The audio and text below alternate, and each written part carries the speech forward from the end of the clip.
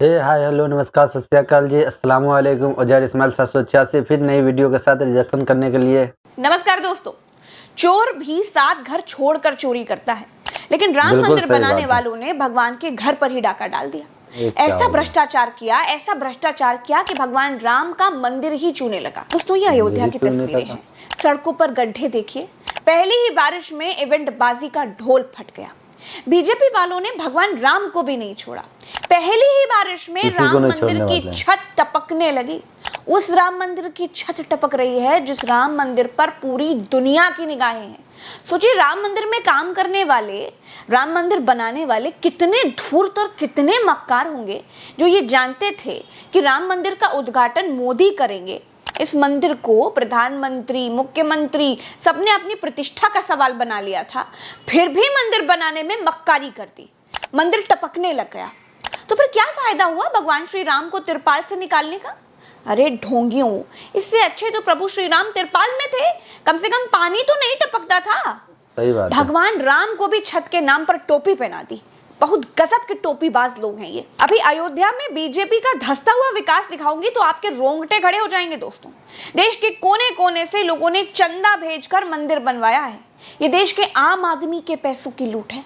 अगर ये दुनिया की नजर में 24 घंटे रहने वाले राम मंदिर के साथ निर्माण में गद्दारी कर सकते हैं, तो ये लोग आम गांव, शहरों, मोहल्लों में किस तरह का निर्माण कराते होंगे भैया? नहीं तो उनको राम से क्या लेना देना है? आपने कभी मूर्ति खरीदी है गणपति की? आप कभी मूर्ति खरीदने जाती हैं? मूर्ति जब खरीदते हैं गणपति उत्सव में, तो बेचने वाला होता है, उसको गणपति का वो मूर्तियों का व्यापार करता है। बिल्कुल सही बात है। उसके बाद आप कार में जाके मूर्ति रखते हो। वो मूर्ति 1.5 दिन का गणपति रखते हो, 5 दिन में विसर्जित करते हो कि 12 दिन में विसर्जित करते हो, उसको कोई लेना देना नहीं। आप शास्त्रोक्त तरीके से पूजा करते हो। उसको कोई गणपति को उल्टा पड़ा के आपके इसमें पड़ा रहता है, कहीं भी रहता है, उसका कोई लेना देना नहीं। कोई लेना देना वो नहीं। व्यापारी होता है। ये राम के व्यापारी है, इन्हें राम से कोई लेना देना नहीं। बिल्कुल सही बात है। इन्होंने राम को बेचा है। बेचा है। राम को बेच के फ्री हो गए। जितना कमाना खा लिया, कमा खा गया, खत्म कर गए। खत्म करेंगे, हजम अगली बार करेंगे। दूसरे कुछ त्योहार का इंतजार करते हैं। पतंगबाजी आएगी तो उसमें पतंग बेचेंगे, लोहड़ी आएगी तो फिर लोहड़ी का सामान बेचेंगे। ये व्यापारी है, इनको क्या राम से लेना देना। और आप अभी बोल रही है, आप इसका रोना रो रही है, मंदिर में छत टपक रहा है। अरे जमीन खरीदने में करोड़ों का घोटाला कर दिया होगा जिन्होंने। घोटाले तो वहां से शुरू हो गए। ये तो होना ही था। दोस्तों, अगर कोई आम श्रद्धावान आदमी भी अपने घर, खेत, गांव, मोहल्ले में कहीं मंदिर बनवाता है, तो भी उसका मंदिर चूने नहीं लगता है। अयोध्या में मंदिर के नाम पर टोपीबाजों ने चूना लगाया है, तभी मंदिर चू रहा है। आप ये सब छोड़ दीजिए, केदारनाथ का उदाहरण ले लीजिए। सैकड़ों साल पुराना मंदिर है। दुनिया की सबसे बड़ी तबाही केदारनाथ में आई। सब कुछ बह गया था। घर बह गए, होटल बह गए, इमारतें बह गई, बड़े बड़े पहाड़ बह गए, लेकिन मंदिर टस से मस नहीं हुआ। सोचिए, अगर केदारनाथ का मंदिर बीजेपी सरकार के समय बना होता तो क्या होता? राम मंदिर की तरह केदारनाथ का मंदिर होता तो क्या टिक पाता? केदारनाथ में शिव जी का मंदिर आपदा झेल ले गया। बीजेपी का बनवाया हुआ राम मंदिर कुछ घंटे की बूंदाबांदी वाली बारिश नहीं झेल पाया। शंकराचार्य ने मोदी जी को पहले ही चेतावनी दे दी थी, लेकिन मोदी जी हैं कि माने नहीं। कि अधूरे राम मंदिर के उद्घाटन से, गलत समय पर राम मंदिर के उद्घाटन से, गलत व्यक्ति के हाथों द्वारा राम मंदिर के उद्घाटन से क्या नुकसान हो सकता है महाराज? अनिष्ट। क्या अनिष्ट हो सकता है? दुर्भिक्ष, मरण, भय। कमी मंदिर में नहीं है, कमी मंदिर बनवाने वालों में है। शोशेबाजी और इवेंटबाजी के चक्कर में, भगवान राम को चुनाव में बेचने के चक्कर में भगवान के घर के साथ बीजेपी ने खिलवाड़ किया है। सिर्फ मंदिर ही नहीं, महामानव चुटकी में विश्वगुरु बनने के चक्कर में और भी थू करा लिए हैं। 3 दिन में 3 एयरपोर्ट्स की छतें गिरी हैं। ये एमपी, दिल्ली और राजकोट की तस्वीरें हैं, जरा गौर से देखिएगा। बिहार में 11 दिन में 5 पुल गिर गए। खैर, अब मोदी जी की सरकार 3 पहियों पर टिकी है। 3 पहियों का टेम्पो ना कभी भी पलट सकता है, और इस बात की आशंका सभी को है।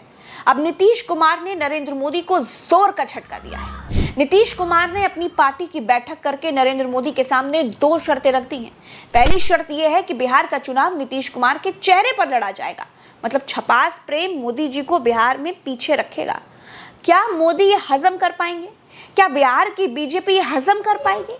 दूसरी बात यह कि नीतीश कुमार ने नरेंद्र मोदी से बिहार को विशेष राज्य का दर्जा देने की मांग कर दी है।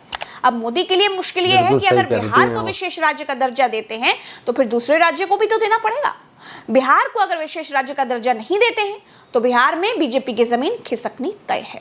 अगर मोदी ने बिहार को विशेष राज्य का दर्जा दे दिया तो संदेश ये जाएगा कि देखिए भैया, नीतीश साहब ने तो बिहार के लिए मोदी से समझौता कर लिया, एनडीए में चले गए और लाख कष्ट सहने के बाद भी अपनी बेइज्जती करा करके भी ढंग के मंत्रालय नहीं मिले, फिर भी बिहार के लिए पैकेज ले आए। और अगर मोदी ने नहीं दिया तो बिहार में बीजेपी का बहुत बुरा हाल होना तय है।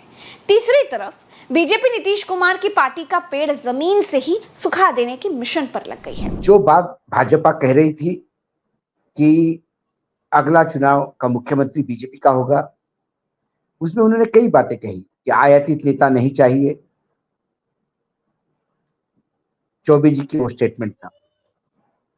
उसके बाद संजय झा का अध्यक्ष बनना, कार्यकारी अध्यक्ष बनना, ये मैं जनता दल यूनाइटेड के अंत की शुरुआत मानता हूं, क्योंकि संजय झा ये ओरिजिनली बीजेपी के हैं।